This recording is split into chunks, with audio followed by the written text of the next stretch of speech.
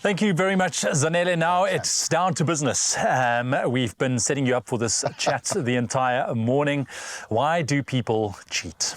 It's a Tuesday, and we know what that means. We discuss relationships, and today's topic is my partner cheated. Now what? And we delve into being unfaithful in relationships, which can range from physical affairs to emotional infidelity, deception, or even neglect.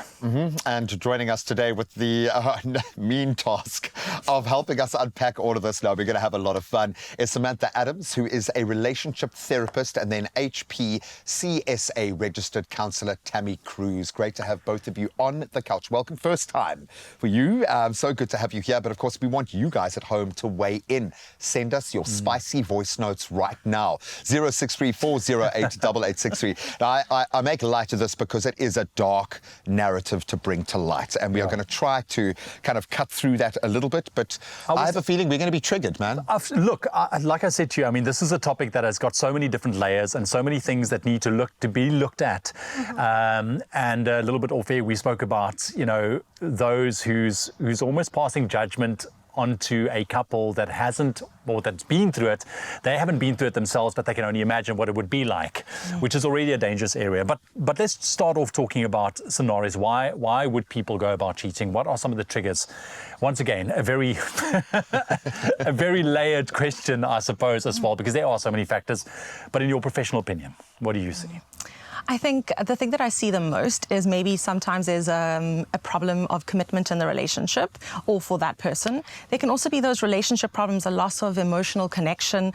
I see a lot of midlife crisis, and I think one of the things that is really common in South Africa is an exposure to it as a young child. If somebody sees it growing up in their home, it's normalized, and they are desensitized to this thing. It becomes part of, well, that's what relationships look like. We are wired to make connections, and we find it in our space massively, emotional connections with the people close to us. We fell in love years ago, and we just, I don't want to say it's unrequited, but that brings to bear the opportunity. Is it as simple as saying, if there is more opportunity, you are more likely to fall down into that trap? Is everyone infallible in this space, or are we all capable of cheating? Where do you think that that line exists? Graham, I think everybody's capable if everybody's truthful. You know, we all have that human entity, and temptation is out there. You know, whether it be in the workplace, you know, it just takes that moment of feeling weak, that moment of feeling, you know, not desired by your partner. Or shared joy and elation with someone else that goes to a new place. Wow, I haven't felt that before. 100%. And you so quickly can actually, you know, build an emotional connection with someone at work, at the office. Just normal chatting about something that could lead into something much deeper and into a full-blown affair before you actually realize it. On that note as well, if you take a look at something like that, yes, you form connections and emotional connections with the people around you, specifically in a workspace. And if one of those people are maybe particularly in a very vulnerable position, high stress, you know, troubles, you know, in the workplace itself, you know, the understanding, all of that kind of stuff. I mean, that could lead to very treacherous and dangerous grounds, and they might lose sight of the actual truth in their own lives. 100%. That's exactly it. This is a difficult one, and you can see I take a deep breath and sigh before everything I say, because I know you have to tread lightly here because you get so triggered. So I'll speak from my own experience, that for me, my physical reaction, not my emotional processing, but literally the physical reaction was there were feelings before I found out. The second I found out, that synapse in my brain fused and the feelings were gone. And for 3 years, I was in a completely different state of being. There is a physical and an emotional reaction to these things. Maybe for the sake of the person who's there right now, how should you approach these sorts of moments? What's the first safe thing to do for yourself when you've been cheated on? I think the most important thing is that you step back, because otherwise it just becomes this reactive, explosive moment, which I understand. Of course, it's filled with a lot of anger and a lot of distress. However, we need to step back. Otherwise, this just gets bigger and bigger and bigger. Traumatic. Of trauma course, just exponentially builds and increases. So taking a step back, that's the first step to do. I want to talk about the fact that there's a situation to a couple, maybe a long-standing couple, found themselves in this position. One cheated. Again, I bring up the topic of social media and the input from the outside world looking into something like this. But it doesn't say that that relationship is potentially doomed. Depends on the situation, the scenario. It really does, because at the end of the day, it isn't as simple and cut and dry as we sort of expect it to be. There's a lot at stake. There's a lot to lose. What about the families and the children and everything that you've built? It's not as simple as I'm done and I'm out. It is sometimes, of course, but a lot of times it isn't. Yeah. What is the stats around that? I mean, you did mention something earlier. Yeah, so 75% of people stay after it happens, but of that 75%, only 15% of those people actually survive it in the long run. The elite.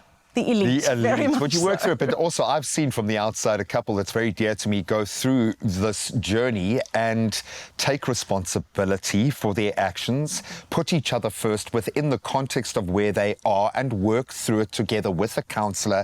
But there was a lot of water under that bridge, and they'd built that kind of relationship from the ground up since they were kids. How do we preempt? How do we make sure that our relationship has the space to be able to talk about these things or cushion if these potential dangerous moments do arise? How do we get that right before something like this arrives? I think, Graham, is just being honest, having that open, honest conversation, allowing your partner to have that safe space where you can actually come, and just tell your partner how you're feeling. It's so important, because many times we just keep so much in, and it actually explodes in a different way that leads to maybe cheating. Yeah, either bury it deeper or it comes out. 100%. So if you actually, be vulnerable, be open, and trust your partner to actually have that open conversation. That's it. Trust your partner to have that open conversation. I think that is the important part. And I think also a lot of people fail on the communication front, not knowing how to communicate what they're going through or what they're feeling to their partners, maybe because of fear. Yeah.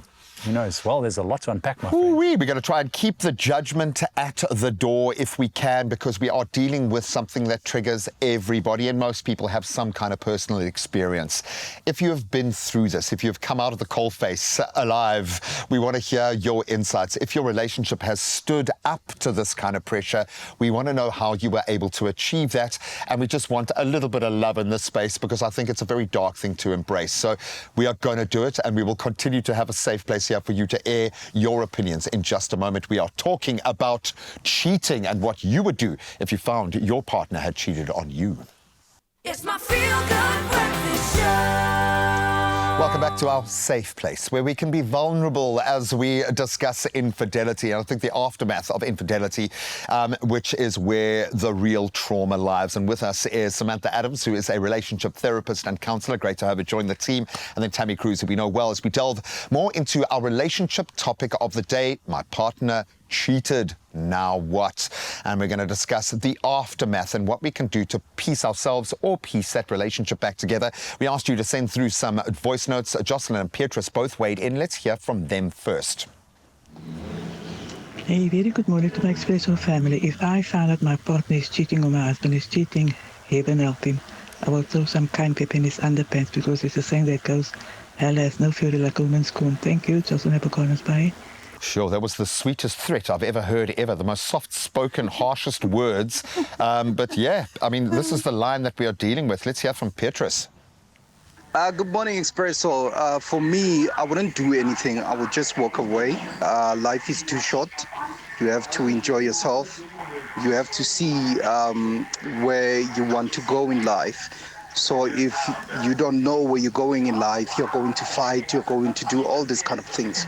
So I think the best way is to walk away. That's the best thing I would do.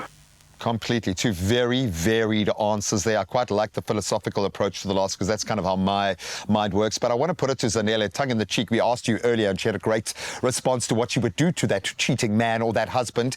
But Zanele, I want to put it to you because you have a beautiful way with words, and I have a feeling you've thought about this quite a lot. Would you stay with someone who cheated on you, and what would the context be for that to happen? Break it down for us from your perspective. So Oh, Graham, firstly, you're so kind to me. I will say this. If you're the likes of Patrice Motsepe, I'm staying, definitely. No, I'm joking. I'm joking. Let me be serious. So for me, I definitely think that it depends on where we are in the relationship or the marriage. So I look at things like if I am in a marriage 10 years down the line, there's children involved, we've been together for a really long time, we've come to understand each other, and we have something that's working really great, and this terrible thing happens that you've done, because you always need to take accountability for it, I think that I would then consider 100% staying, and especially if we're going to do the work that needs to be done. So if we're going to go to therapy, if you are going to continue to court me and make me feel seen and make me feel good, because I think that so many feelings of not feeling good enough always pop up for the person that's been cheated on. And this is why I would say that if you are then going to do the work and be a part of that, then 100%. But if we find ourselves in a place where honestly and truly it almost feels hopeless, then my friend, unfortunately, you can't flog a dead horse. We have to move on. But at the end of the day, it just depends on where we are and what we're doing to possibly rectify what has happened. I told you, my poet, I needed you to break it down. Give us the words. Beautifully put, my friend. Absolutely beautifully put. Thank you so much. She nailed it, because it's not a one-size-fits-all. Every relationship requires work. Whether it's positive or negative that you're dealing with, you've got to keep working on it. There is often the notion we stay together for the kids. Yet some of the most unhealthy households are those that are just staying together for the sake of, and then the child is watching this, is modeling this behavior that's got subtext and something unaddressed underneath it. What do we do then as our first reaction? Maybe I'll start with you, Samantha. If we do find out our partner is cheating within a marriage context, how do we mitigate that fallout initially and get ourselves to a place where we can make the right kind of decisions in the coalface, so to speak? Well, Graham, I think it's firstly, you have to have that open and honest conversation again with your partner. You know, there has to be remorse there. There has to be an understanding as to why this person has cheated, you know, because most times it's actually important for the person that's been cheated on to know. They want to know why this happened. It's vitally important for them for closure. Because often you blame yourself. Yeah. You know, you take it very personally. And Bess, you choose your words lightly. To say that you've been neglected, I've been neglected, that's why I've cheated, yes, that can be a part of the dynamic. It doesn't excuse that action. What is your best piece of advice for someone who is in the midst of this right now, just looking for something, a hand to hold onto to protect themselves again and those around them? And I use the term fallout because it's kind of like a nuclear bomb going off in your life. Work doesn't matter anymore. Other relationships don't matter. You don't matter anymore. The fallout potentially could be devastating. Yeah. I think it's important to know that there is a potential to heal this and move through this. That I see it often in my practice. It is possible. I think where we have to start, though, is that as in that dialogue that we were speaking of, we cannot go in as a detective, tell me every single little detail. Those details are harmful and hurtful. We want you to go in as an investigator. What happened? Why did you not come to me when you were feeling unhappy? What was going on for you? Did you think that this would hurt me? We want an opportunity to connect and not fixate on the things that aren't going to help you heal. Yeah, and I think have that conversation, extend it to the point of, is this going to happen again in the future? And it's not put the responsibility. It could happen, yes, I understand, but if you're not going to change the dynamic, chances are patterns will repeat themselves. But it does start with a very honest conversation with yourself before you even broach your partner. And I think that's what makes this so terrifying. No one is without blame when a relationship falls down, but there are these moments that you do need to take responsibility for. So my advice, regardless of where you fit into this dynamic, start there. Take responsibility for your own actions so you know where you stand, and then take that honesty to your partner. And I have high, high hopes that you will help each other through this journey regardless of the outcome. Love you guys. Thank you so much for the help today. Really good. Thank you.